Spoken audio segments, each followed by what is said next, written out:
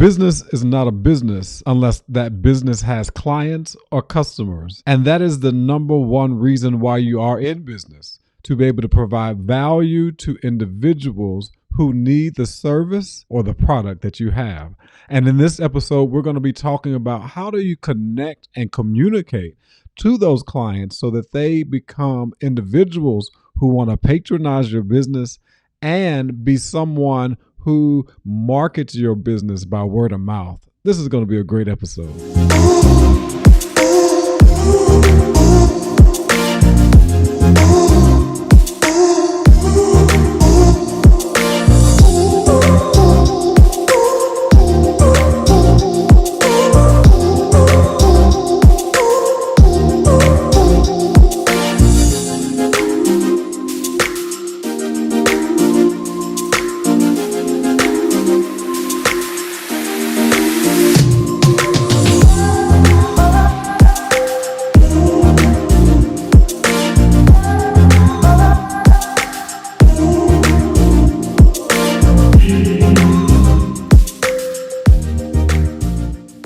What's going on, everyone? Welcome to another episode of the Maximize Your Brand podcast with Markeith, Braden. You know what I'm about to say. I'm always excited that you join me each and every week for another brand new episode because I am doing my best to bring you the right material, the right content to help you to maximize and monetize your personal brand so that you can stop being the best kept secret and become known and paid for your expertise. And this week, I'm excited to be bringing in a guest who's going to talk to us about the proven ways to discover what matters to your customers, clients, and your stakeholders. And this is so important when it comes to really any type of business. But since we talk about personal brand businesses, it's so important for you to understand who your client is, who your customer is, what are their needs, what are their pain points, and how do you really begin to talk to them in the way that they want to be talked to, or create the messaging and the content that will be attractive to them in order to hire you as a speaker, as a consultant, as a trainer, or become a customer in your service-based business. And so this is going to be a great episode. And my guest today is Colin Jeffries. Colin has over a decade of experience helping businesses reach the right audiences at the right time with messages that galvanize them to action. His background in digital marketing, content marketing, advertising, branding, strategy, and segmentation help him to bring a holistic perspective to help organizations grow. Colin has honed his skills by serving in a wide array of industries, including SaaS, financial services, hospitality, home improvement, consulting, and life sciences.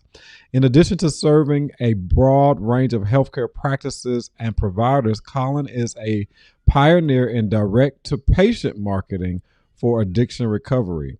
He currently co-hosts the Rethink Marketing podcast. So this is the guy that we really need to be talking to. Rethink Marketing podcast leads marketing initiatives for Brightview and serves in advisory roles for several growing companies. And so we're going to go ahead and bring in our guest for today, Mr. Colin Jeffries. Colin, what's going on? Markeith, how are you? Thank you so much for having me today. You are so welcome, and I am looking forward to this conversation all around audience and how we really have the right strategies in place in order to be attracting and talking to the right people for our businesses. But I just gave a brief introduction of who you are, and I always like my guests to kind of share a little bit more about their background, their experience, and, you know, anything that you would like for us to know additionally. Yes, absolutely. I think you did a great job with the intro. I don't know that I have too much more to add, but I will just say I currently lead marketing efforts for Brightview. Brightview is a comprehensive outpatient addiction treatment provider. We serve roughly 10,000 patients over 4 states, and primarily we serve the Medicaid population. So one of the biggest issues that I ran into when I first started is if you look at our patient population, our customers, our prospects, common terms in branding and marketing and advertising, we had a massive issue, which was we didn't know the customer. Not that Brightview didn't know our customers, but the market in general didn't know them. So, we can talk as marketers about how do we reach a core audience? What are their psychographics? What are their media consumption habits? Where are they driving? Starbucks did a great job of recognizing first place being home, second place being the office, and then creating that third space of Starbucks. We had no idea where our patients really were, what their media consumption habits were, things of that nature. So I think one of the fundamental elements of recognizing how are you reaching the right audience, what's important to those stakeholders, is first of all recognizing what do you have from a baseline perspective with your knowledge, if you will. Yeah, and that's so good. And that's where I really want to start, really basic, and then maybe work our way to a little bit more complex. But when we say audience, what is an audience? What does that really mean to a business? That's a great question. So I like to break the audience into a couple of different segments, if you will. I look at just generally what we would consider prospects. Those are people who are a good fit for your business, but have not done business with you yet. Then you have customers, which are people who have engaged one time. So they've had this transaction. And then on top of that, you have clients. Those are people who are your advocates. They're an extension of your sales team. They're people that have worked with you, that continue to work with you, that are champions of your brand. And so your audience impacts and encompasses all three of those types of people, if you will, that you're able to then continue interacting with, to continue to build relationships with. Because if they haven't bought from you yet, but they've identified that they're interested in your service, you want them to be part of your audience. If they've interacted with you one time, maybe you have multiple tiers and they've engaged in the lowest tier and they haven't come back to grow and to improve their lifetime value to you, those sorts of things. There's definitely an opportunity for you to nurture them, to build that relationship, to help get them into the client stage from the customer stage. And then obviously you want to take your customers and have them go from interacting with your business, from essentially writing checks to you, if you will, right, to being advocates, to helping you grow your brand. So that's the way that I look at audience, is trying to nurture people and help them sort of cross these different thresholds. And sometimes we get stuck in the mentality that this is a linear trajectory, that people start as prospects, then they move to customers, and then eventually they become clients. And then after they're clients, they become these raving fans of our business, as Chick-fil-A calls them. But I think a lot of times folks will kind of move from prospect to customer, and then maybe they move back to prospect. And it can be kind of interesting just to navigate their consumer sales journey. Yeah. So we have prospects, customers, and clients, which really helps to set up, the interview for today. So remember that. Write that down. Make sure you write down Colin's 3-point perspective on what an audience is, and that is, you first have prospects. These are individuals who are cold, warm, maybe and have never purchased anything, never done business with you. Then you have customers, and he said that your customers are individuals who may have only purchased something one time and they've had that experience. But your clients, which you would want most people to get to, are those advocates, because we say that word of mouth is the best marketing for any business, where you want advocates for your business. And so, Colin, what I would like to do is really kind of go through those three in a little bit more detail. And when you talk about prospects, how do I really go about identifying prospects, as far as where are they, how do I, touch them? How do I get in front of them? How do I go about identifying my prospects so that they know what type of service or business that I have? Markeith, that is the $1,000,000 and/or $1 billion question. And I'll answer that with a story. And I hope that your audience can sort of track along and figure out how this applies to them and gain some insight based on my experience for ways that this can apply to their business. So when I started leading marketing initiatives at Brightview, we knew kind of who our clients were, our customers were, right? We knew that they were folks who struggled with substance use disorder. and were, in their mid 30s. A lot of them struggled with homelessness. A lot of them struggled or housing insecurity. A lot of them struggled with unemployment. Many of them were uninsured or were on Medicaid, those sorts of things. So when you think about ways that you consume traditional media, TV, it's usually on your couch or in your bed when you're in your apartment or at your house. Well, if you're housing insecure, you're probably not watching TV in the same way that traditionally we think of streaming Netflix or streaming Amazon Prime or watching cable, those sorts of things. If you are driving from your house to your job, then you're seeing billboards, you're listening to the radio, you're downloading and listening to podcasts. But if you're not employed or you don't have reliable transportation, you're probably not engaging in that sort of behavior. So you're more difficult to reach because you're not consuming those types of media. Similarly, if you're somebody who is not regularly engaging with news content online. So maybe you're not going online and checking the weather. You're not going online and reading about the latest faux pas by a particular politician or what have you. You're not going online and reading news content. Then you're really difficult to reach with retargeting ads or with banner ads and sponsored content, things of that nature. So right.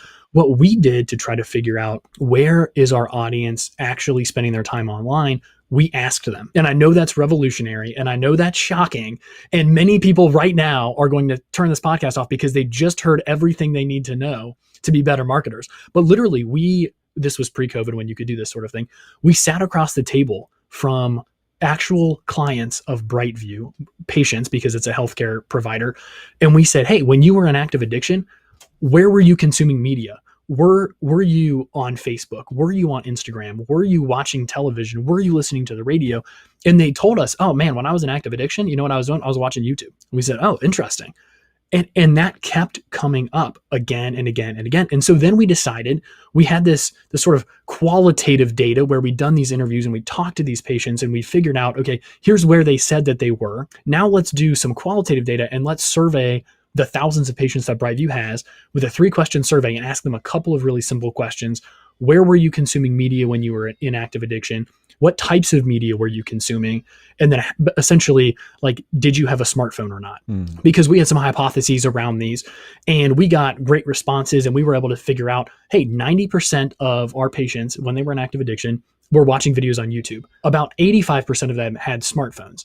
And so what that meant to us is now we know where our customers say that they're spending their time. We know where we're able to engage them. And then we're able to move them from that prospect stage to that customer stage to that patient stage or client stage in a way that we sort of understand their model now. So I don't think it's as simple as sort of looking at market research documents. It may not need to be as complex as designing a survey and sending it out to your existing customer base or your existing prospects, if that's most applicable to you. But there is definitely room for conversation where you can explore how are you consuming content, where are you spending your time, and then how do I reach you with messaging that actually moves you to pick up the phone, to fill out a website form, to download whatever I'm trying to get you to do. And so we took that to the next level. We built out based on what we knew was effective with patients in the past. We built out some ideas. We said, okay, here's our call to action. Here are a couple of elements that we're considering using for headlines, for billboards, for direct mail pieces, those sorts of things. We sat down with patients and we said, hey, here are 10 items. What do you think about these? How do you react? How does this make you feel? And we listened to them. And they told us, this is off-putting. This is really engaging. And this one's, lukewarm, kind of mediocre. I don't know that it would get me to pick the phone up, but it's informational or something of that nature. And so we took those sort of 10 pieces that we'd hypothesized that we thought would work really well. We tested them with patients in real time. We got their feedback. And then we out of that, we had 3 really strong pieces. And you get contradictory feedback. Not everyone is going to say, hey, let me speak for all of your prospects when I tell you that that's perfect and it speaks to me and I'm going to pick the phone up. If it was that easy, we'd all have 100% conversion rates, right? Unfortunately, it's not. But that does really help when you're developing your messaging, when you're understanding what matters to my customers, what matters to my prospects, what matters to the people that I want to move from the customer phase to the client phase. And once we understand that, then we're able to really, really help empower them to move themselves along that trajectory. And that's so good, that sometimes we think it's some of the most complex, complicated things in order to really know who our prospect is so that we can move them through our customer journey or our business model journey.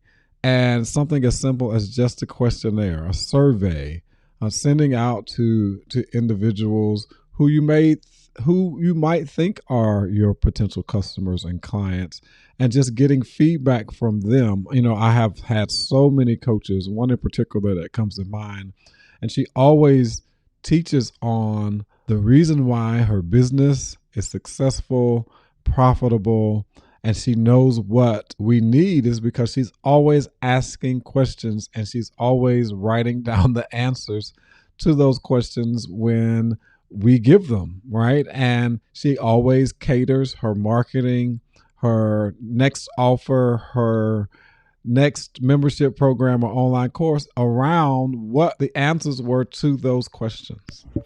Right? That is exactly right. The worst thing you can possibly do is ask someone for their opinion and then ignore it. Mm-hmm. And it's interesting in my interactions with our patients. Markeith, you're well read, very intelligent. You have your own podcast. I'm sure people very, very, very much value your opinion. So you're probably used to people coming to you and saying, Markeith, I've got this business idea. I've got this consulting idea. I've got this client generating idea, what have you. Like, what do you think about that?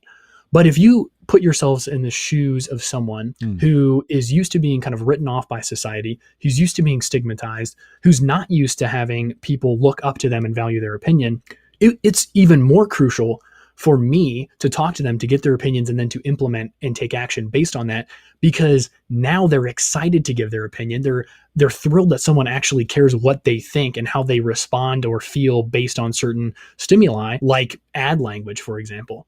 And so it's sometimes difficult as marketers because we have this hypothesis that we want to test.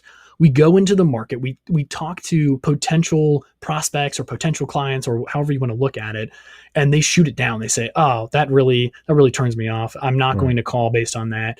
Right. And maybe we test it in a live environment. We write the AdWords copy and the click-through rate's really low. We write the copy for a banner ad and the click-through rate or the conversion rate's really low. And so there are opportunities for us to test these things in real life, but the ability to recognize a learning and then implement it, that's huge. I'm really glad that you called that out. So good. So good. And so now we're prospecting. We're getting answers to some of the questions that we have so that we can move those prospects into buying customers. The call to action is from prospect to customer to client. And so I just mentioned a phrase that a lot of people may not hear often, but why is it important now for the prospect to have a call to action to become a customer? So this is going to sound a little simple, and I hate to oversimplify it, but the honest truth is people don't do what you don't ask them to do. In other words, if my entire objective of my website is for someone to pick the phone up and call, and I never at any point on my website say, please call, or click now to call, or call 24/7, or any sort of call to action that would direct them to call, it would be no wonder that people aren't calling my website or from my website. So this is a very, very simple thing. Again, I hate to oversimplify marketing, but you have to know what you want to do. We as marketers have to know what we expect our prospects to do. And maybe that's fill out a form. Maybe you have a white paper or some great educational materials or a case study that you put behind a gate, meaning that you require somebody's name and their email address or their phone number, something of that nature. So you can put them into your database. You can keep following up with them because they have now self-identified as a prospect. But it's so important to understand the value of those creatively crafted calls to action. And one of the great ways to do that is to use some sort of site optimization tool. If you're talking about a website in particular, like Optimizely or Hotjar or Crazy Egg, where you can actually measure how many people are clicking the button to call, if assuming that calling is your call to action, then you can see, okay, 10% of people are clicking to call. 3% of people are clicking to call. 0.01% of people are clicking to call. Man, maybe I need to rethink my call to action here because maybe I'm getting a lot of website traffic. I'm getting a lot of people that are sort of self-identifying as prospects, as being interested in the service or the product that I'm offering. but they're not calling. And so if my call to action isn't clear, then all of a sudden it becomes really, really difficult to move folks from prospect to customer. Wow. I hope I didn't oversimplify that. No, and I would like for you to say those resources again. As far as when you have a call to action, you want to really be able to track what's happening. And so, what were some of those resources again that could capture that? Yes, absolutely. So I have personally used Crazy Egg. I currently use Hotjar.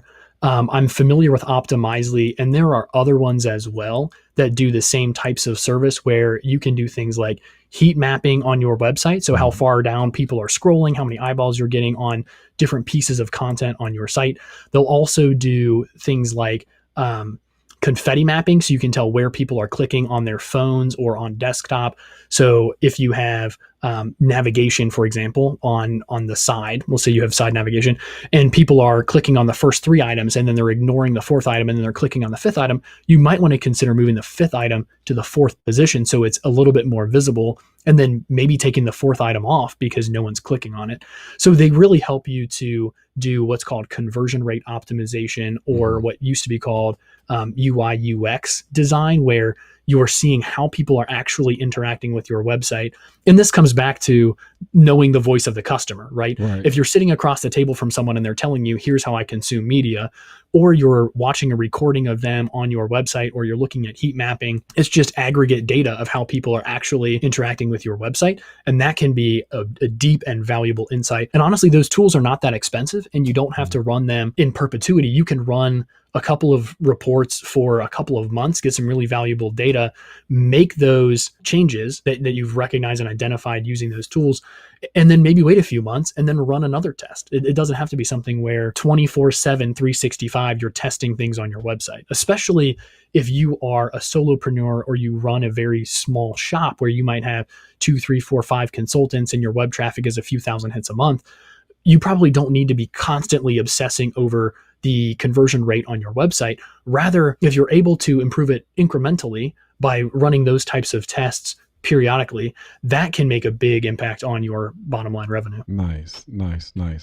And so now we've given them a call to action to become a customer. What are the things, or what advice would you give us now that we have identified our audience? We kind of know what their needs are, what their pain points are. We've given them a call to action with something that we're offering, and they become a customer. What do we need to do to nurture the customer? Or what is it that we need to do in this phase once they become the customer and we're delivering whatever it is that we said we would deliver? So there are 2 things that I would say are absolutely paramount in moving people from customers to clients. The first thing is obsess over experience. And we know this when we see it, but it's often hard to replicate it. And what that means is marketing is not just a department. You can't say the marketing people over there, the agency, the fractional CMO, the whoever's advertising and driving business to me, they handle the marketing and then we handle the fulfillment. Instead, reframing that and thinking we are all marketers. If I have 2 employees or 2,000 employees, every time someone picks the phone up for a prospects call, for a vendor call, for a client call, whatever, that's marketing. Every time I knock on a door, every time somebody walks into my showroom, every time somebody visits my website, that experience impacts the way that they see your brand. And it either increases the value of your brand or it decreases the value of your brand. If somebody goes on my website and it's phenomenal, they have a great experience, they think very positively of my brand. My call to action says call 24/7. They call me and I pick up. Yep, what? How can I help you? Huh? All of a sudden, ooh, that brand strikes me the wrong way. The brand is totally different on the phone than the brand is online. And so what that then happens is my marketing team is doing a great job with the website. On the back end, I'm doing a horrible job answering the phone. So recognizing those pain points, obsessing over the experience that anybody, a prospect, a customer, a client has when they interact with your brand is crucial. The second thing I would say is not every customer becomes a good client. There's the Pareto principle, the 80-20 rule, that talks about how 80% of your revenue comes from 20% of your clients, and then 80% of your headaches come from 20% of your clients, right? And so sometimes you look at that and you think, this person who's a customer is already complaining. They want their money back. They have this issue. They're already bad mouthing me online. They're probably a terrible client. And I don't want somebody like that continuing to engage with my brand, because I don't want to have to constantly be talking to them about refunding them. I don't want to have to constantly be battling them about some discrepancy that they conjured up or that they've perceived to happen. So obsess over the experience of every customer, getting them from prospect to client to customer, how they're interacting with every element of your brand. Website, phone number, again, if you have some sort of physical location, your office space, your conference rooms, your showroom, etc. And then also recognizing, not everyone is a great customer, and we all have very limited time. And to be servicing customers who might be low margin, high complaint, high headache, when we can instead be servicing customers who are high margin, high engagement, great referral partners for us, and things of that nature, that's really where we want to be spending our time. So I think those are probably the two pieces of wisdom that I've learned. I've earned them over many, many difficult years. Hopefully people can hear those and they can say, oh gosh, I'm glad that I listened to Colin, instead of having him have to figure that out over 10 years, or having me figure it out on their behalf. That customer experience is key, right? Because you want them to have the best experience possible with your product, with your service, so that they move to the next level and become a client, become that advocate. And talk to us a little bit about why the client is so important to your business, to your business reputation, to your brand. Why is the client so important to the business? Well, customers are expensive. Yeah. I mean, if your churn rate is 100% a year, let's say, that means that every couple of months you're having to go back out and find new clients from your prospects. You're burning through your list of prospects. That means you have to keep filling the top of the funnel. You have to keep maturing them from the top to the middle, and then you have to keep maturing the middle to the bottom. Constant. And marketing's not free. If you're investing in a search engine optimization plan, if you're investing in content marketing, if you're investing in even managing your social media, if you're investing in online reputation management, all of these things to get new prospects, to then turn them into customers, to then drive them to be new clients. If you can, instead of trying to fill the customer gap, move customers into client mode where there's this recurring revenue, this recurring relationship, they already know you, they already like you, they already trust you, then all of a sudden, instead of you having to focus on driving more business from new prospects, getting them to become customers, now we're able to focus on servicing great client accounts.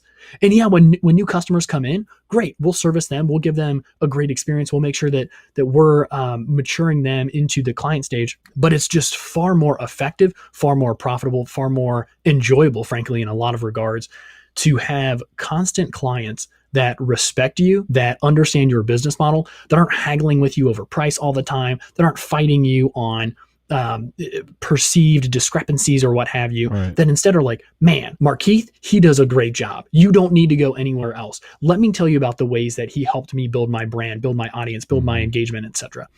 And those are the best types of people, because not only are they continuing to engage with you, but oftentimes they're helping share your content. They're helping build your audience. They're making warm referrals and warm handoffs to you.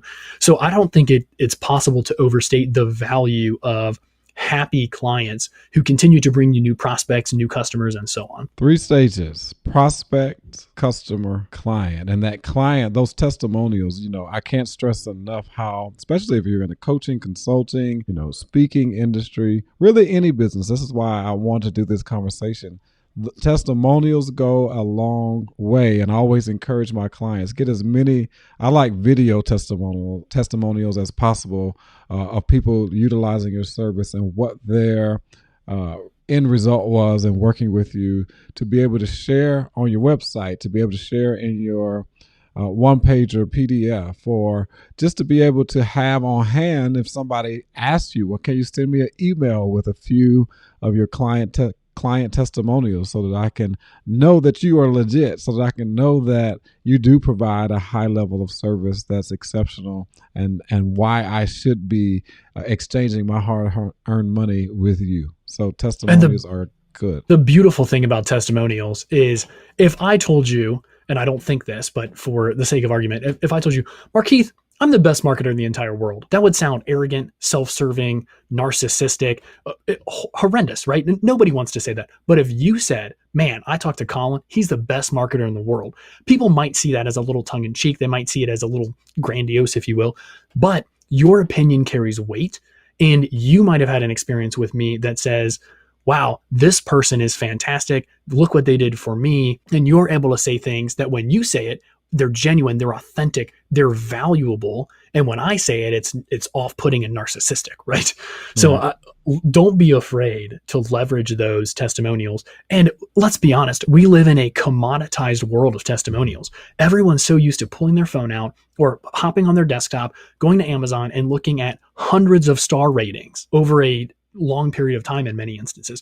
We're used to looking at Yelp or looking at Google My Business and seeing, I don't want to go to that restaurant because it's 3.5 stars with 500 reviews. I want to go to this one that's 4.8 with 400 reviews, right? Yeah. And we're so review centric that oftentimes, and I think reviews are a little bit of a heuristic where we don't want to take the time to think about and process small decisions like, where am I going to go to eat? Which pair of socks am I going to buy? That sort of thing, right? So we just look at it and we think, oh, there's social validation here. Hundreds of people have had a good experience, and we recognize there's some outliers. But if we're able to then take that and say, now on Colin's website, on Markeith's website, on whatever your clients' websites are, we're able to go on and see, okay, here's a long form testimonial that's text. Here's a video testimonial like you were talking about. Here is a star rating based on reviews. Then all of a sudden there's this social validation, this sort of heuristic where we're able to use a mental shortcut to place value, to place validity on a particular service or product. So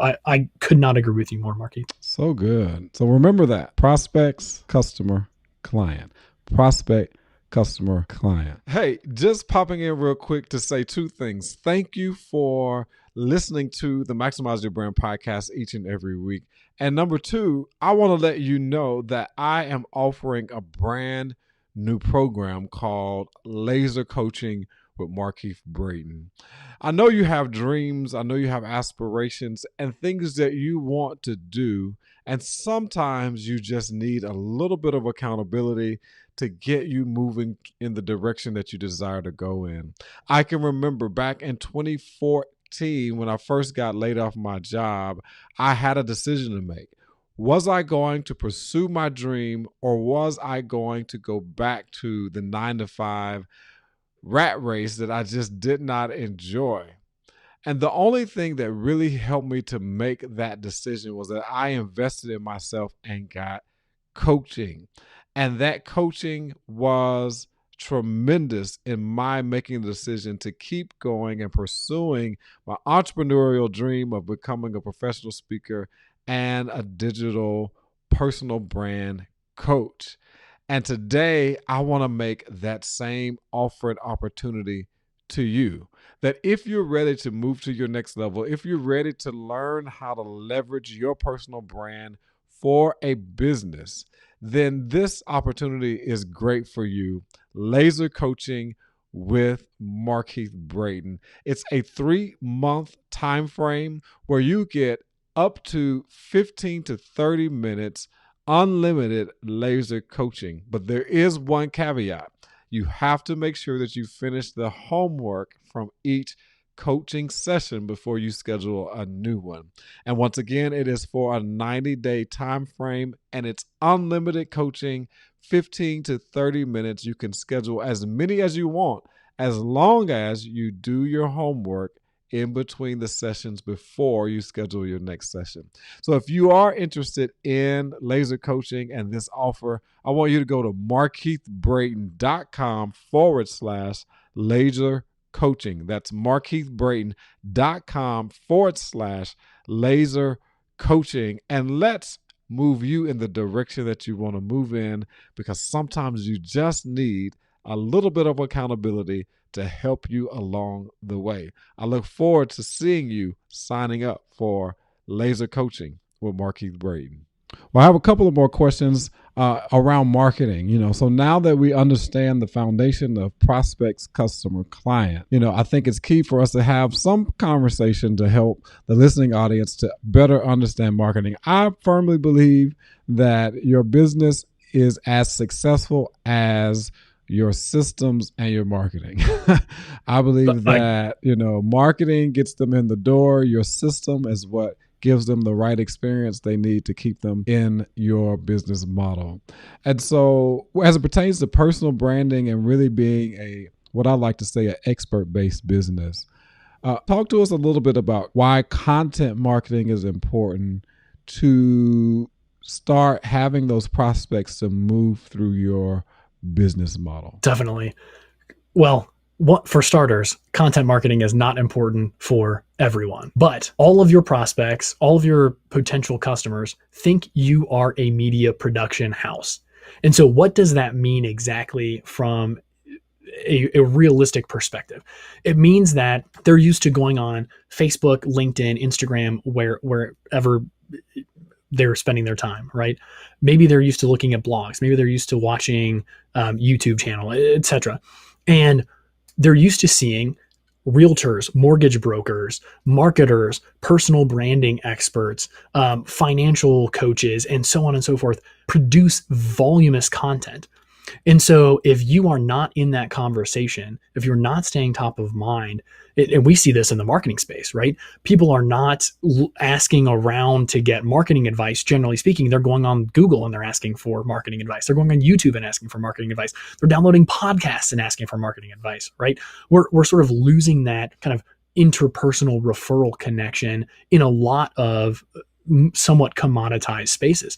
And so recognizing I'm a media house, I need to be producing, and you don't have to do all these at once. And I would advise against doing all of these at once. But maybe you look at it and you say, hey, my customers are spending a lot of time on YouTube. Therefore, I need to have a very robust YouTube channel. Mm-hmm. And so then all of a sudden you start investing that time and that experience in building out your YouTube channel.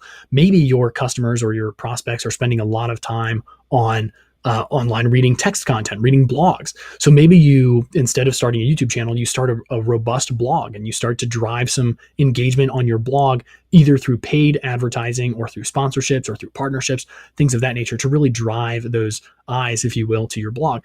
So there's a lot of elements that go into content marketing. The biggest thing I would say is really understanding what your customers need. It kind of circles back to what we were talking about at the beginning, because if they want content about you and it's authentic and it's genuine and it's your story and it's how you help people and it's client stories and it's success and those sorts of things, that's great. But if they're a little bit more tactical, if they want more how-to guides, if they want what we call listicles, the top 3 things you need to know about X, maybe that's a really good place to start. So my one recommendation with content marketing is don't be overwhelmed. Right now, it's so easy to say, oh man, I need TikTok videos. I need a Clubhouse account. I need to be posting on LinkedIn. I need to be writing a blog. I need a podcast. I need a YouTube channel. I need, to build my website out. And there are just this litany of things that we feel like we need to do. But if we recognize, hey, there's a phrase that I use a lot called shrink your universe, right? And if we recognize, man, my prospects mostly are spending time on YouTube, just as an example. Mm-hmm. That's where I need to be focused. Or my prospects are spending a lot of time listening to podcast content. That's where I need to be focused. And when you have one system really built out with great experience, when you become an expert and you reach the pinnacle of podcasting, then maybe it's time to expand and do a blog.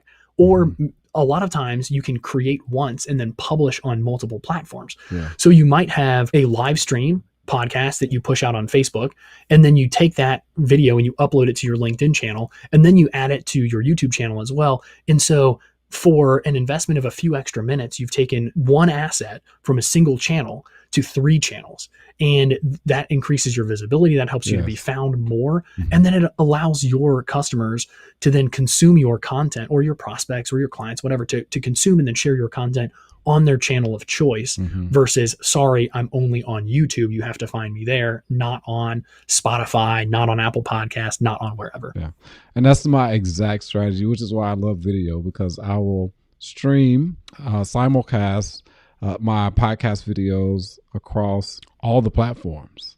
And that way I'm hitting all of them at one time. And then because LinkedIn is not a part of the platform that I like to use to do like pre-recorded video, I'll literally just stream it directly to LinkedIn the following day so that content exists there on LinkedIn as well. So awesome. That's a awesome great model. advice. Yeah. And I love, you have to choose the tool that best works for you when you're marketing. I chose podcasting, one, because I'm a speaker. I enjoy video. And I didn't start it out with video. I started just doing audio, but then I was like, man, how much more content rich would it be if it's video? Now I can, strip the audio from the video. Now I can have video snippets around a particular topic from different guests or what have you. And that can be my weekly content. And I'm not necessarily creating anything new. Or I could also have the podcast transcribed to be a blog on my website. So there you go. That's where not being overwhelmed comes in. When you kind of really are intentional about thinking about the type of content you want to create so that it works best for the type of business that you want. Exactly. Yeah. A lot of us have assets that we can translate into these different mediums. Mm-hmm. It's just a matter of kind of sitting down, recognizing what's the most efficient or effective way to do that, and then automating that into our process. Correct. Good. One more question around marketing, and I like this. I got it from your PDF that you sent me, and that is, what can a B2C, which many of my clients would be B2C, learn? What can they learn from effective B2B marketing? Like, how can they take a few things from the B2B market and when we say B2B, just so that we can have everybody on the same level and understand what I'm saying. B2C is business to customer or business to client. B2B would be business to business. What can the business to client type of business learn from the business to business type of business when it comes to marketing? Well, I think it's a great question. There are lots of things that great B2B marketers can learn from great B2C customers. There are lots of things, obviously, that I think B2C customers can learn from great B2B customers as well.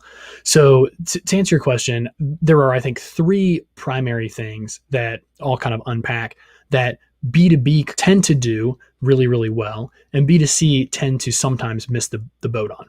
So the first one is recognizing the longevity of relationships.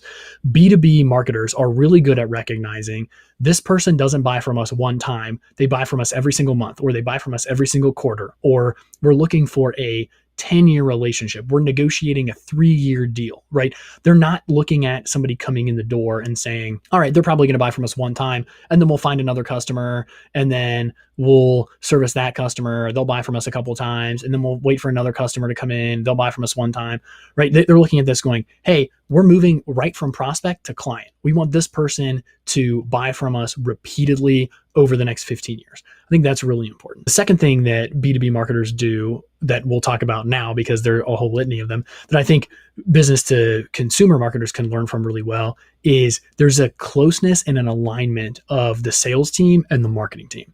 And sometimes in small shops, the sales and marketing people are one person, but in a lot of instances, there's sort of a marketing agency, and then the sales is done on the back end. Meaning if you have 3 people and they're all individual agents, or they're all individual consultants, you have a marketing vendor who does advertising and gets prospects to come in the door, and then you go try to close them on the back end. And so there's oftentimes this misalignment of the priorities that sales has and the priorities that marketing has.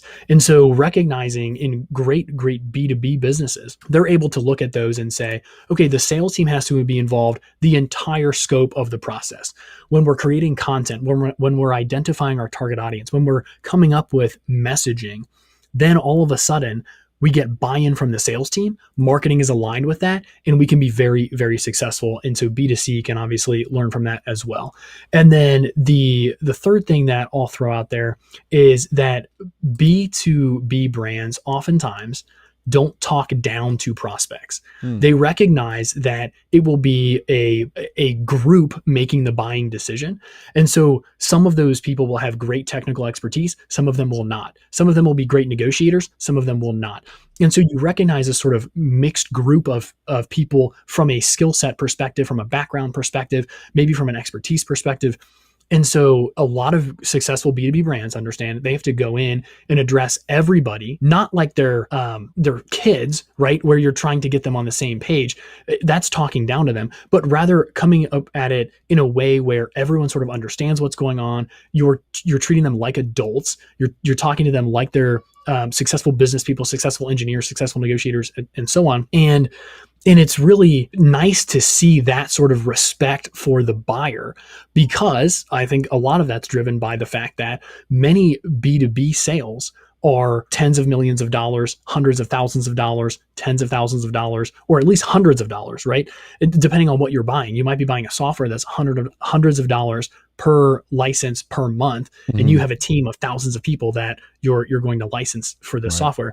So just recognizing kind of those three things, not talking down to prospects, alignment of sales and marketing, and then of course the longevity of those relationships are three things that pop into my head talking about the effective B2B marketers that can be reflected from effective B2C marketing. And the reverse is true. Like I said, there are lots of things that I think B2B marketers can learn from B2C marketers. Such valuable content, such valuable nuggets that we got in today's podcast episode as we discussed the topic of ways to discover what matters to your customers, stakeholders, your clients, and even got a little bit of marketing tips in there. So I am so appreciative of Colin joining me for this episode. And Colin, always give each guest an opportunity to kind of share some final remarks just to encourage those who are entrepreneurs, business owners who really may feel a little overwhelmed in connecting with the right client, customer, and understanding how to properly market to them. So what would you say in this final scene of the podcast to them to encourage them in their business? We live in a world of metrics, and it's so easy oftentimes for me to look at a Brightview's website, for example, and look at kind of a similar size provider or somebody in a similar space and to go, gosh, I'm just not getting the web traffic that they're getting.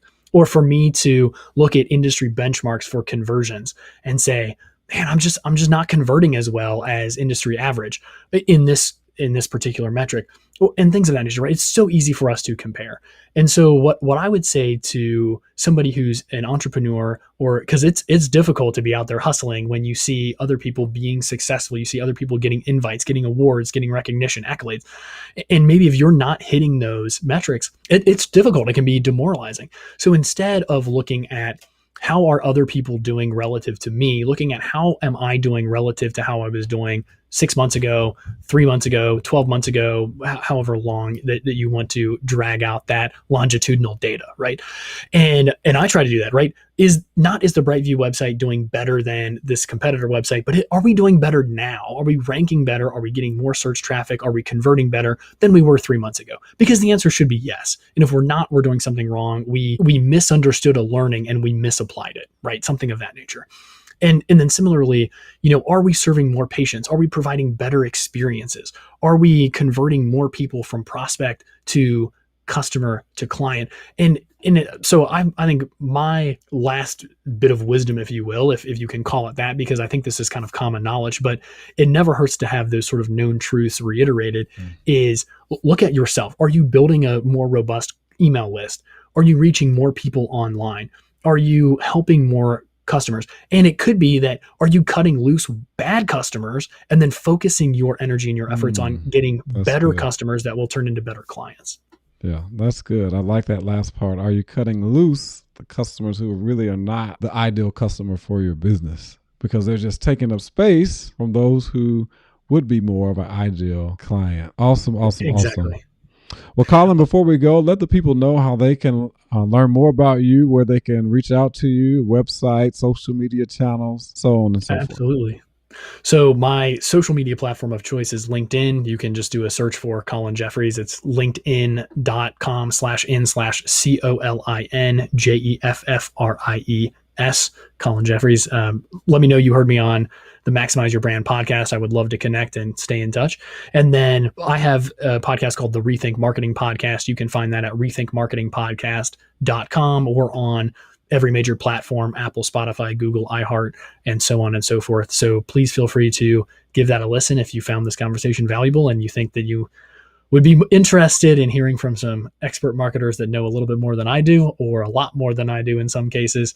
And then my co-host and I like to unpack a variety of marketing and sales related topics, some cultural topics as well, making sure that you're hiring the right people, you're promoting the right people, you're training the right people, those sorts of things. Awesome. Great episode. Colin, I want to thank you again for joining me and dropping some of those valuable nuggets around connecting with our ideal audience and the things that we can do to make sure that we're marketing to the right individuals. I also want to thank you, the listening audience, each and every week who comes in, whether that be on iTunes, Spotify, YouTube, wherever, Google Play Music, to listen to the podcast. But I do have one request. If you have not gone on any of those platforms, particularly iTunes, and rated and left a review for us, I would invite you to do so.